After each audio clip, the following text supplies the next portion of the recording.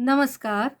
मैं डॉक्टर श्रुति टंडन, सहायक आचार्य, समाजशास्त्र विभाग, राजकीय मीरा कन्या महाविद्यालय उदयपुर से आज इस वीडियो में आपसे बीए सेकेंड ईयर के सेकेंड पेपर के एक महत्वपूर्ण टॉपिक डोमेस्टिक वायलेंस यानी घरेलू हिंसा के बारे में बात करूंगी।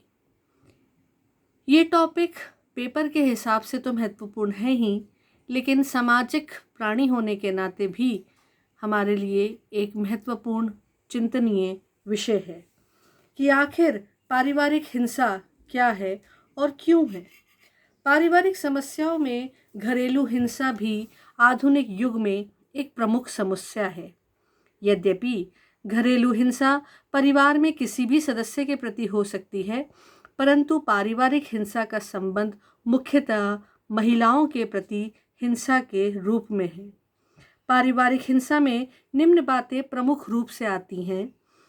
पारिवारिक हिंसा में वो हिंसा आती है जो महिलाओं के निकट रिश्तेदार जैसे माता पिता, भाई बहन, सास ससुर, देवर, ननंद या परिवार के किसी भी सदस्य अथवा अन्य व्यक्तियों द्वारा किया जाने वाला हिंसात्मक व्यवहार या उत्पीड़न जो नारी को शारीरिक एवं मानसिक आघात पहुंचाता है। पारिवारिक हिंसा के अंतर्गत पारिवारिक क्षेत्र में महिला के साथ किया गया बलात्कार, दहेज हत्याएं, पत्नी को यातनाएं देने जैसे कृत्य आते हैं। पारिवारिक क्षेत्र में महिलाओं के प्रति हिंसा प्रमुखतया उसके उद्देश्य के आधार पर निम्न प्रकार की हो सकती है। पहला, जिसका उद्देश्य धन प्राप्त करना होता है। दूसरा, जिस हिंसा का उद्देश्य कमजोर पर सत्ता कायम करना होता है। तीसरा, जिसका उद्देश्य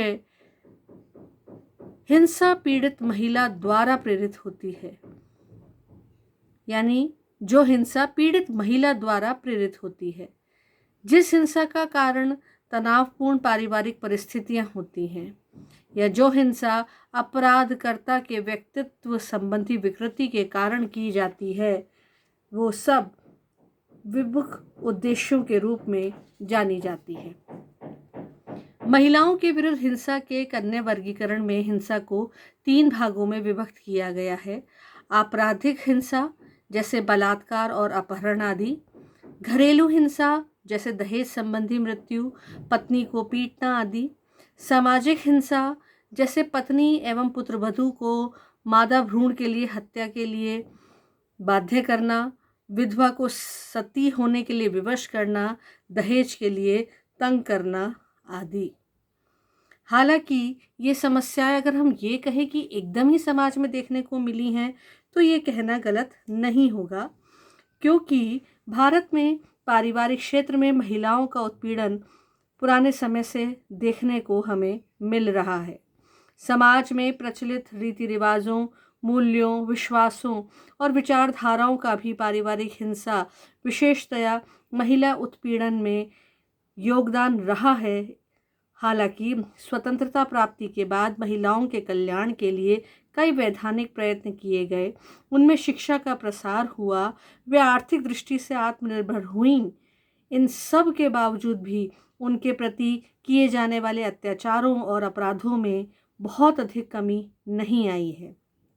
बलात्कार, दहेज हत्या, महिलाओं को जला देना, अपहरण करके उन्हें मारने पीटने जैसी घटनाएं आज भी अखबारों में सुर्खियां बटोरती दिखाई देती हैं।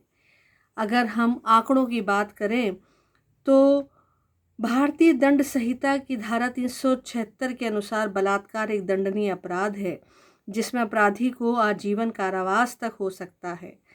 लेकिन इसकी घटनाएं दिन ब दिन बढ़ती जा रही हैं। हत्या के मामले स्त्री और पुरुष दोनों के साथ घटित होते हैं, किंतु विश्व में सर्वत्र ही स्त्रियों की तुलना में यह घटना देखने को अधिक मिलती है। विचारणीय बात है दहेज हत्याओं के विषय में भी, तो भारत में दहेज एक गंभीर समस्या बनी हुई है। और यद्यपि 1961 में भारत सरकार ने दहेज निरोधक अधिनियम बना दिया और इस अधिनियम के अंतर्गत दहेज लेना और देना दोनों को ही अपराध माने गया, लेकिन वास्तविक स्थिति ये है कि दहेज आज भी कैंसर में कैंसर की तरह समाज में दिखाई दे रहा है। पत्नी को पीटना गृह हिंसा की श्रेणी में आता है। समय समय पर इसके लिए आंदोलन किए गए, समय समय पर इसको रोकने का प्रयास किया गया, लेकिन इसकी स्थिति आज भी समाज में आसानी से देख सकती है। अगर बात करें कि हिंसा की शिकार कौन है, यानी कि हिंसा की शिकार महिलाओं की विशेषताओं की बात करें, जिन महिलाओं के साथ अपराध किया जाता है अथवा जिनके विरुद्ध हिंसा की जाती है, वे अगर हम उनको कुछ श्रेणियों में बांटें तो जो गरीब, असहाय या अवसादग्रस्त होती हैं, उनके संग भी ऐसी घटनाएं देखने को मिलती हैं, या जो विघटित परिवारों में रहती हैं, जिन पर सदस्यों का दबाव बना रहता है, जिससे उनमें अनेक प्रकार की कुंठाएं पाई जाती हैं, उनमें भी ये समस्या दिखती है। जिनमें मानसिक और सामाजिक परिपक्वता का अभाव पाया जाता है, उनमें ये सामाजिक समस्या देखने को मिलती है। जिनके संपर्क में विकृत व्यक्तित्व के लोग अधिक होते हैं, वहाँ ये समस्या देखने को मिलती है। या जिनके पति शराबी और नशेबाज परिवार के सदस्य होते हैं, वहाँ ये समस्या अधिक देखने को मिलती है। अगर हम बात करें कि महिलाओं के विरुद्ध हिंसा करने वाले अपराधकर्ताओं की प्रमुख विशेषताएं क्या है, तो जो विभिन्न अध्ययनों में पता लगाई गई वो कुछ इस प्रकार हैं कि वे लोग जो बचपन में हिंसा के शिकार हुए होते हैं, बड़े होने पर महिलाओं के विरुद्ध अधिक अपराध करते हैं। या जो लोग शराब अधिक पीते हैं, वे भी महिलाओं के विरुद्ध हिंसा अधिक करते हैं। जो लोग अपने पारिवारिक जीवन में तनावपूर्ण स्थितियों का सामना करते हैं, वे भी महिलाओं के विरुद्ध हिंसा अधिक करते हैं। जो लोग शकी प्रवृत्ति के होते हैं या मालिकाना वाली प्रकृति के होते हैं, वे भी महिलाओं के प्रति हिंसक व्यवहार अपनाते हैं। जिन लोगों में व्यक्तित्व संबंधी दोष होते हैं और जो मनोरोगी होते हैं, वे भी महिलाओं के प्रति हिंसापूर्ण व्यवहार रखते हैं।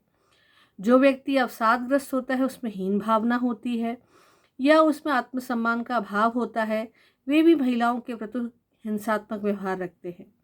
जिन लोगों के पास प्रतिभा, दक्षता का अभाव होता है, वे भी महिलाओं के प्रति हिंसक व्यवहार रखते हैं। ऐसा कई अध्ययनों से सिद्ध हुआ है।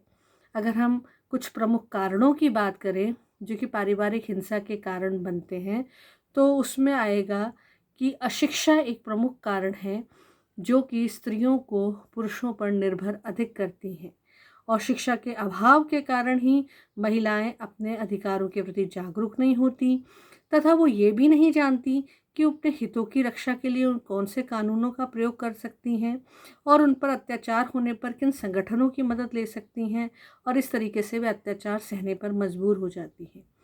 पुरुष प्रधान समाज भी, इस प्रकार की विचारधारा भी कई बार महिला के विरुद्ध हिंसा को स्थान देती है।